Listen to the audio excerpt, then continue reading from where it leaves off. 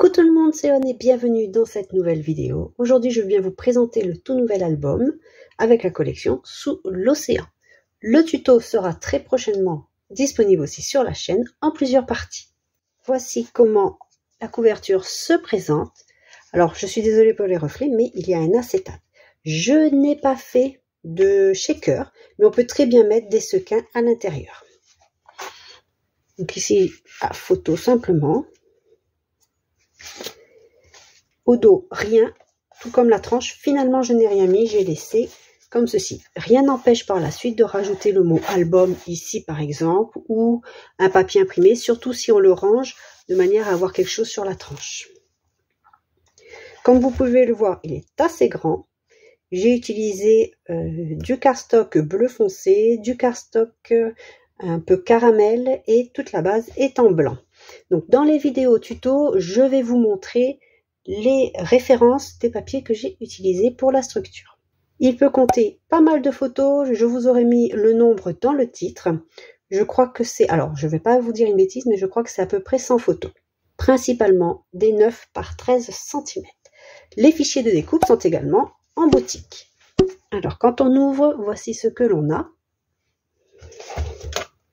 Ici un acétate, alors c'est une page que j'ai modifiée un peu à la dernière minute parce que ça ne me plaisait pas la façon dont je l'avais réalisé.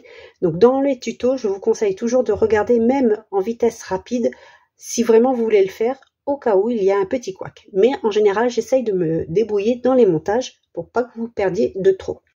Donc un acétate sur lequel j'ai mis des éclaboussures de peinture un peu glitter. Donc ça va pas vraiment se voir à l'écran parce que ça brille. Ici, pour cacher l'aimant, j'ai mis un die cut qui est aussi maté sur un papier bleu. Alors, j'ai utilisé deux papiers bleus parce que j'en avais pas assez de papier foncé ici. Ici, une simple carte que l'on peut ouvrir pour mettre deux photos. Donc, c'est un livret. On ouvre ici, on a ici une décoration, ici un emplacement photo. Alors moi j'y ai mis une petite carte en attendant, c'est une carte du pack bonus. J'ai mis aussi un peu de glitter ici, de peinture glitter, ça brille un petit peu. Ici nous avons des emplacements photo. Alors par contre ici c'est des 7,5 par 10, comme ceci. Ici j'ai mis une grande photo, enfin une photo de 9 par 13 et un mot ici. Bien évidemment, on peut mettre aussi des photos ici, mais j'aime bien aussi mettre un peu de décoration. Hop. De ce côté, je n'ai pas collé en totalité le papier qu'il y a en bas pour pouvoir y glisser une carte. Et ici, quand on ouvre, c'est une bascule pour y mettre une déco ici, une photo, et ce n'est pas collé en totalité pour pouvoir glisser la photo. De ce côté, une carte. Ici, un word art. Alors, j'ai fait de l'embossage à chaud et de l'écriture stylo métallique argenté.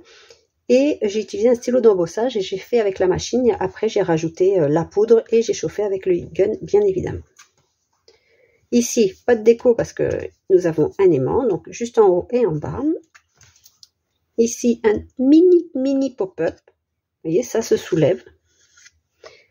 Pour pouvoir mettre des photos 10 par 10. Ici, on a encore la place pour mettre une photo, si on le souhaite, debout ou couché. Ça laisse vraiment plus de liberté aussi à la personne si vous offrez l'album.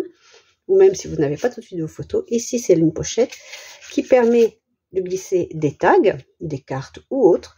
Car ici, nous avons un livret pour mettre 4 photos. Alors, je n'ai pas mis à chaque fois dans tous mes livrets les emplacements comme ceci pour éviter d'avoir trop d'épaisseur, mais j'aime bien le faire au moins sur le devant. Pareil, un word art avec de l'embossage à chaud et de l'écriture métallique. Pareil ici.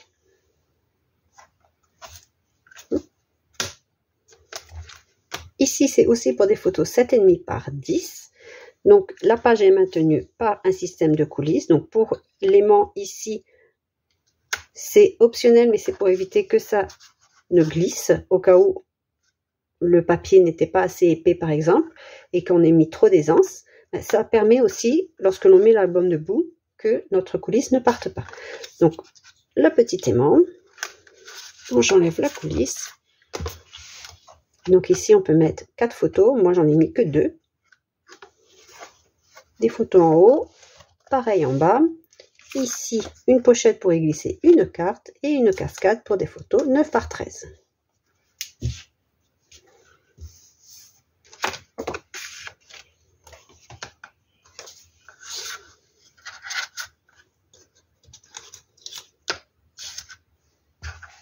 De ce côté, une grande carte qui maintient l'ensemble fermé. Donc au dos, on peut y mettre une photo comme ceci. On peut profiter pour en mettre des photos plus grandes justement.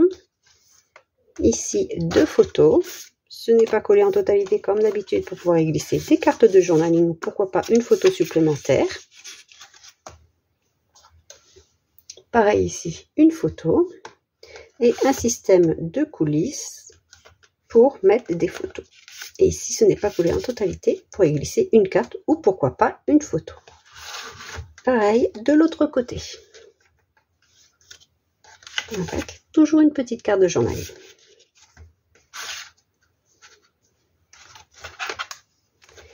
Je n'ai pas précisé, mais chaque page, les 3 pages, au verso, nous avons une pochette. Donc on peut y glisser une grande carte. Et cette carte, c'est la découpe ici. Parce que ceci, donc, comme c'est comme un shaker, c'est un cadre, c'est en plusieurs découpes de papier. Je les ai gardées pour faire une carte. Donc on peut garder l'ensemble pour faire des cartes à chaque fois. Ici, c'est la pochette avec la carte donc qui maintient la page fermée. Donc j'ai essayé de ne pas faire des pages avec beaucoup d'aimants. Un simple livret. Ici, attention, si vous faites comme moi j'avais mis ma carte. Et ensuite, j'ai collé mon die cut. Il est à la limite, donc ça va. Il n'est pas non plus... il est vraiment à la limite. Pour pouvoir ouvrir les rabats par la suite. Ici, une photo, une carte de journaling, enfin une carte décorative pour glisser en dessous une carte de journaling par exemple. Et ensuite, des photos 9 par 13. Pareil ici, ce sont pour des photos 9 par 13. Mais 2 à chaque fois. Comme ceci. Et je ne sais pas si vous avez remarqué, le papier de fond, je l'ai imprimé 3 fois de manière à avoir une continuité.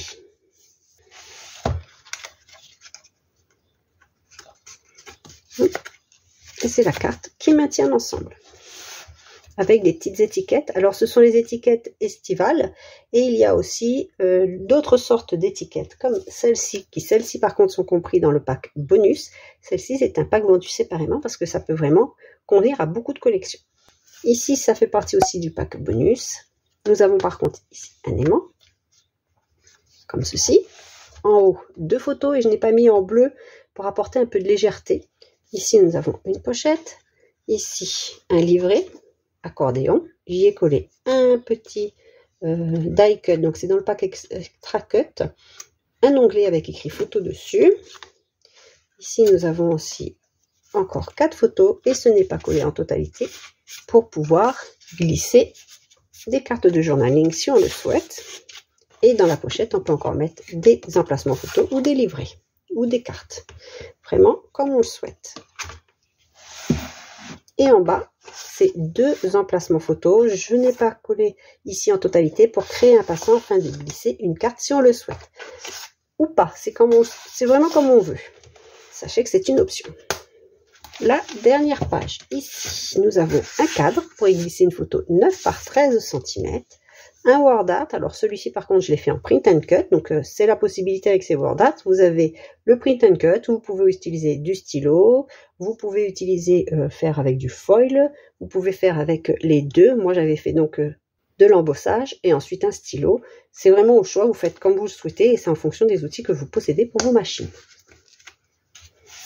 Ici 2 photos 9 par 13. Ici une pochette pour y glisser des cartes, etc. Nous avons ici de quoi mettre 4 photos 9 par 13. Donc vous voyez, je n'ai pas mis à chaque fois les emplacements photo avec des fentes, mais sachez que vous pouvez le faire. Et comme tout à l'heure, nous avons donc une pochette ici.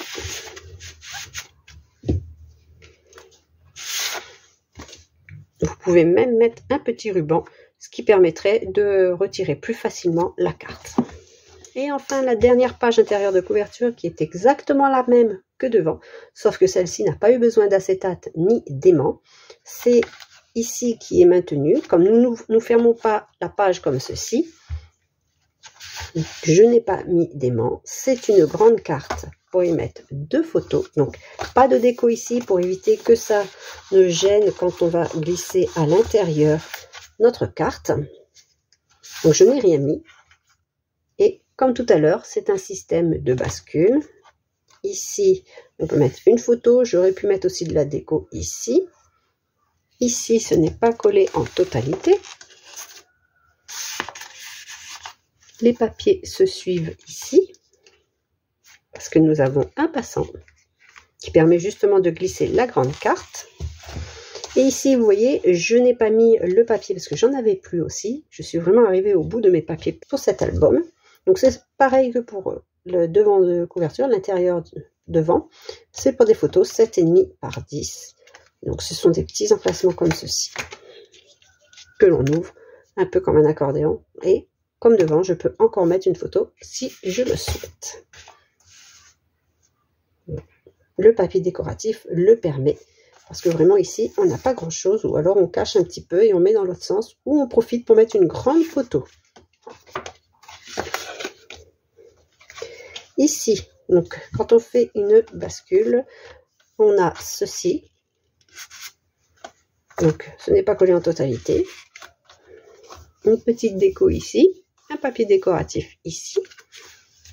Hop. Et là, une photo et une déco. Rien ne nous empêche de mettre une petite photo si on le souhaite, mais c'était pour que ça ne dépasse pas ici.